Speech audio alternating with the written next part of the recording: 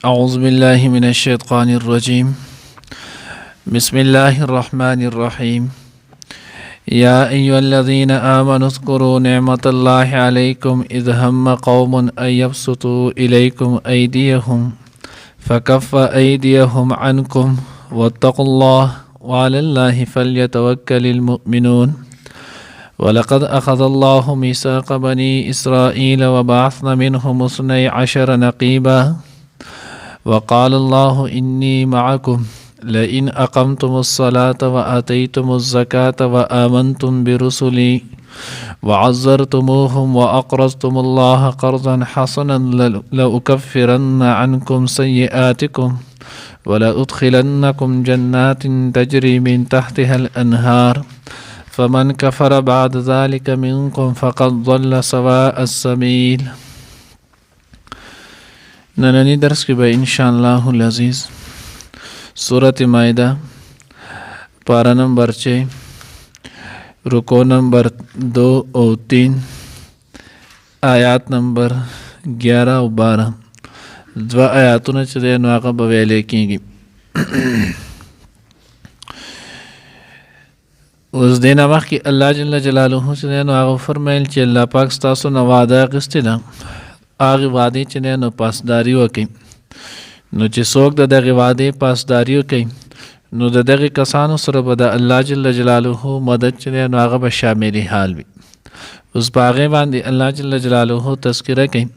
یا ایها الذین آمنوا اذکروا نعمت الله علیکم، اے مؤمنانو تاسو یاد کړئ د الله نعمت په خپل ځان باندې. کله اذ هم قوم، کله چې یو قوم چې نو اراده وکړه ان یبسطوا الیکم ایدیهم، چې د هغوی راواچوي راوږده کړي تاسو ته خپل لاسونه، فکف ایدیهم عنکم، الله د هغوی لاسونه ستاسو نه چې نو هغه منع کړل. تاریخ کې چې نو هغه او تفاسیرو په دې ځای کې ډېر شي چې نو هغه واقعات لیکلي دي او د هغې ټولو واقعاتو دلیل چې نو هغه سمون هم خوري. هر یو واقع چې نو هغه د دې مصداق د آیات چې نو هغه جوړېدلی شي. تفسیر ابن کثیر هم دې ځای کې څو واقع ذکر کړي، مفتی شفیع صاحب رحمه الله هم نقل کړي دي معارف القرآن کې، او ذخیرة الجنان کې چې نو هغه هم ذکر کړي، خازن هم ذکر کړي دي. نو د هغې نه به موږ من جمله یو دو واقع چې نو هغه ووایو چې صرف د غزې چې نو هغه په سمجھ کې راشي. یو واقع چې نو هغه مسلم روایت کې هم ده او مصنف ابن عبدالرزاق چې نو هغه په روایت کې هم ده. نو حضور علیه الصلاۃ والسلام د صحابه کرام رضوان الله تعالی اجمعین سره چې نو هغه د جهاد په سفر باندې تلو. نو کله چې غزوه وشوه واپس کې د الله پیغمبر چې نو هغه راتللو، نو یو ځای کې پړاو وغورځو. بیا د دغې پړاو غورځولو نه وروستو صحابه کرام رضوان الله تعالی اجمعین چې نو هغه یو طرف ته سوري په تکل کې وتل، سبل طرف ته حضور علیه الصلاۃ والسلام چې نو هغه یوې ونې سره خواته چې نو هغه یو آلتې پاتې شولو. اوس چې کله نبی علیه الصلاۃ والسلام د هغې ونې سره هغه سوري ته پاتې شو، آلتې نبی علیه الصلاۃ والسلام چې نو هغه پړاو وغورځو او خپله توره چې نو هغه یې راواغسته هغې ونې ته یې واچوله. د دغه ځای کې چې نو هغه د یو قبیلې خلک کسان چې راغله چې هغه کافران ول ایمان یې نه راوړی، د هغې نه یو کس راغلو د حضور علیه الصلاۃ والسلام توره چې نو هغه یې راواغستله او نبی علیه الصلاۃ والسلام ته مخاطب شو، من یمنعک منی، تا به اوس زمانه چې نو هغه څوک خلاصوي. حضور علیه الصلاۃ والسلام چې څنګه سترګې مبارک چې نو هغه کولاوي کړلې، نبی علیه الصلاۃ والسلام ورته چې نو کامل ایمان سره وی الله ستانه وما چې دی نو هغه الله خلاصوي. د په دویم ځل وی نبی علیه الصلاۃ والسلام چې نو هغه بیا کله دغه شانتې وی نو د الله د پیغمبر د روب الله جل جلاله د هغه باندې دومره طاري کړلو چې هغه لاس نو هغه په رپېدلو شو، توره دې ارتاوه شوله. نو چې کله توره دې ارتاو شو، لاس په رپېدو شو، حضور علیه الصلاۃ والسلام توره راواغستله. بیا ورته الله پیغمبر فرمیل من یمنعک منی، اوس به تا زمانه څوک خلاصوي. نو د هغه ورته بیا داسې نه چې الله هغه بیا یې ته خو ډېر نو هغه صله رحمي کوونکی، تاسو چې نو هغه خلکو باندې شفقت کوونکی، د حضور چې نو هغه صفات یې شروع کړل چې تاسو خو د دې صفاتو حامل یې. نبی علیه الصلاۃ والسلام خواته صحابه رالل، که نبی علیه الصلاۃ والسلام یې دا کسان داسې راغلي په دې اراده باندې الله رب العزت چې نو هغه زمونږ حفاظت وکړو.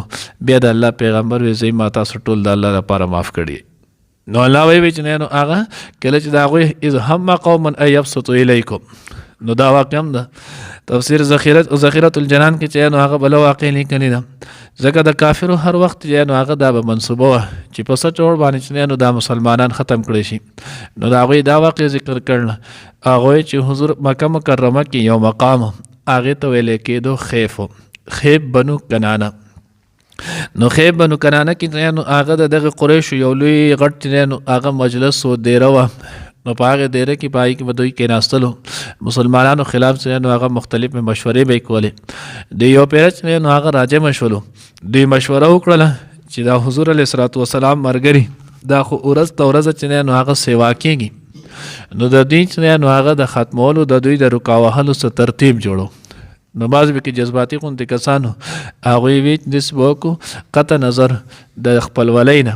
داسې به نه وایي چې دا مې ورور دی تره مې دی پلار مې دی خپل مې دی هر سړی چې سوره هم د حضور ملګري دی ټول به چې نو هغه د قتل کو خبره به په خپله ختمه شي د دې خبرو چې نو هغه به خیال نه ساتئ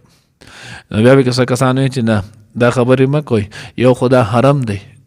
د حرم بېعزتي چې نو هغه کول دا غټ ګناه دی دویمه چې نو هغه خلک به په ونګ باندې داغ ولګوي چې وګوره خپل خلک چې نو هغه یې قتل کړل نو بیا البته یې داسې چل به وکړو چې د نبي علیه الصلاة والسلام او څومره چې کسانو ایمان نه وړی دغې ټولو نه به بایکاټ وکړو دوی سره به مونږ قطع تعلق چې دی نو هغه وکړو څوک به ورسره نه نکاح کوي نه به ورله په نکاح ورکوي نه به دې په نکاح اخلي نه به دې اخیستل کوي نه به پې خرڅول کوي دا ټولې خبرې چې دی نو هغه ورسره وشوي نو چې کله دغه وشو الله وایي اذ هم قوم دغې خلکو چې نو هغه لاس راوږدول کوشش وکړو چې دوی قتل کړي خو الله رب العزت د هغوی منع کړل د دغې کسانو په خولې سره چې نو هغه منع شول بیا چې کله حضور علیه الصلاة والسلام سن 8 هجرۍ کې مکه مکرمه چې نو هغه فتح کړله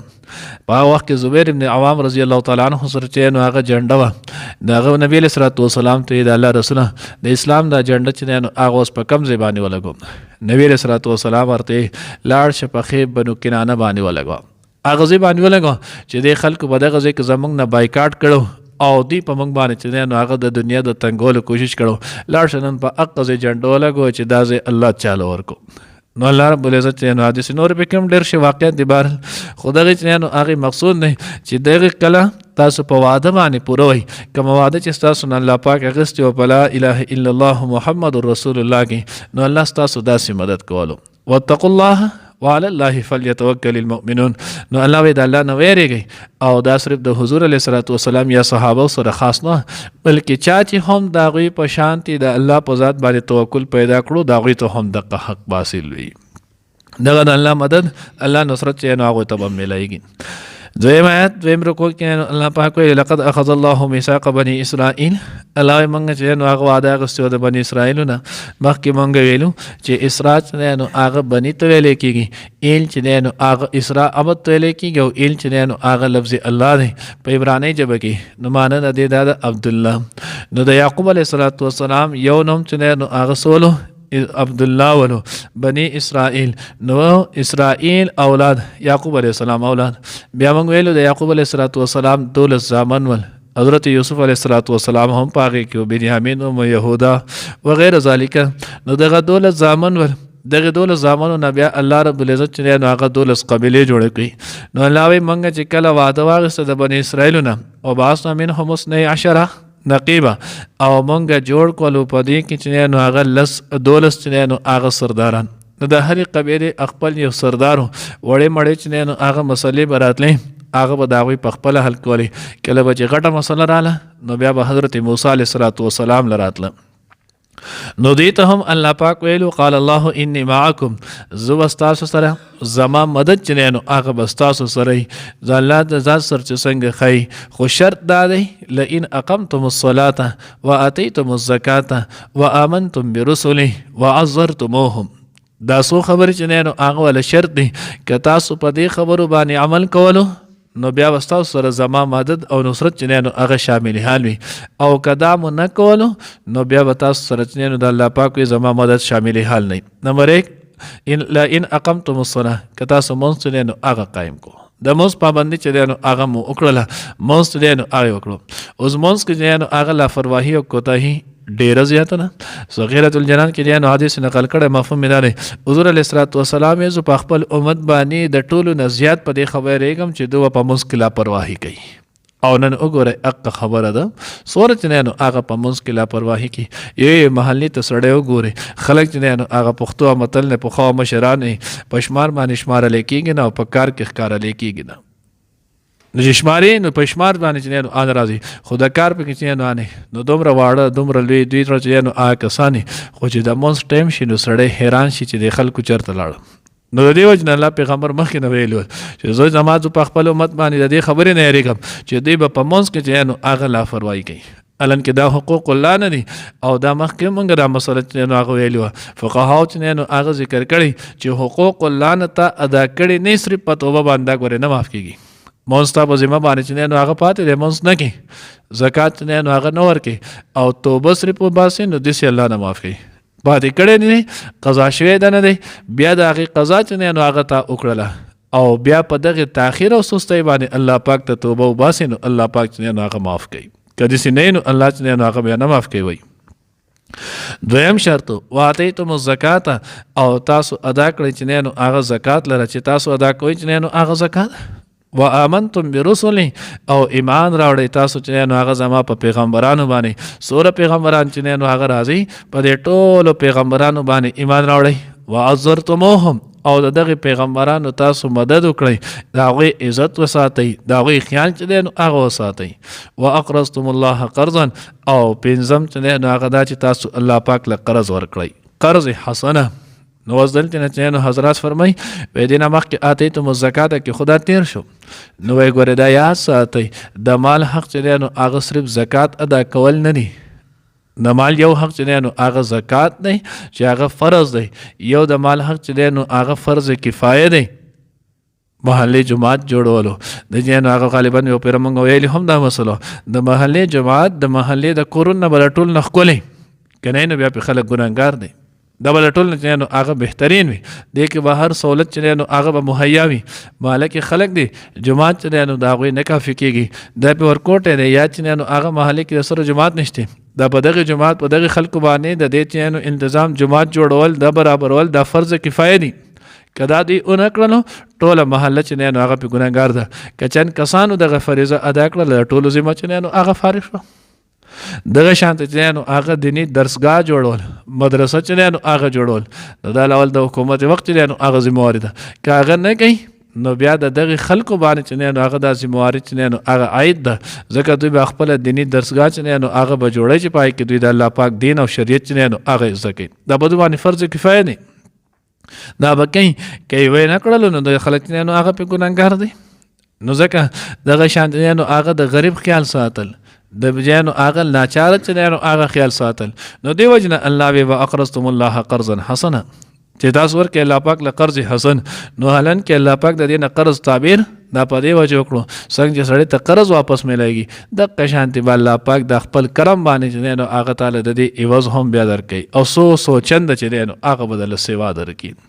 لاکفرن عنکم نو الله وایي که تاسو دغه پنځه خبرې چې نو هغه شرطونه باندې پوره شولی زما مدد به سره شامل حال شي. دویم لاکفرن عنکم سیئاتکم زه به ورېږم ستاسو نه چې نو هغه ستاسو ګناهونه ولا ادخلنکم او زه به تاسو داخل کم جنتون ته چې په یې کې به د هغې نه نهرونه لاندې. فمن کفر بعد ذلك منکم چا چې بیا په تاسو کې د دې نه انکار وکړلو فقط ضل سواء السبیل دا سړی د سمې لارې نه چې نو هغه وښودلو دی چې نو هغه ګمراه شو او د ګمراه ځای چې نو هغه پرون یا د سبق کې چې نو هغه تیر شولو اولئک اصحاب الجحیم د دې ځای چې نو هغه بیا جهنم دی جهنم نه ما سوا نشته. الله دې زموږ د عین حفاظت وکړي. یا ایها الذین آمنوا اے مؤمنانو اذکروا یاد کئ نعمت الله نعمت د الله تعالی علیکم په خپل ځان باندې اذ هم کله چې اراده وکړه یو قوم ایبسطوا دا چې دا اوږده کې را خواره کې الیکم تاسو ته ایدیهم خپل لاسونه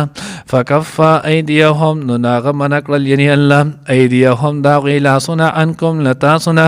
واتقوا الله ویریږئ د الله نه وعلى الله او په الله باندې فليتوکل المؤمنون پکار د چې توکل وکړي مؤمنان ولقد اخذ الله او بشک اخیستی د الله پاک میثاق بني اسرائیل په خواده د بني اسرائیلونه وبعثنا منهم او مقرر کړي د موږ پاغي کې 12 نقيبا دولس سرداران وقال الله او ویل الله پاک انی معکم چې زستاسو سره یعنی ما یلیق بشانه څنګه چې د الله د ذات سرچینو هغه خای دغه شانت د الله مدد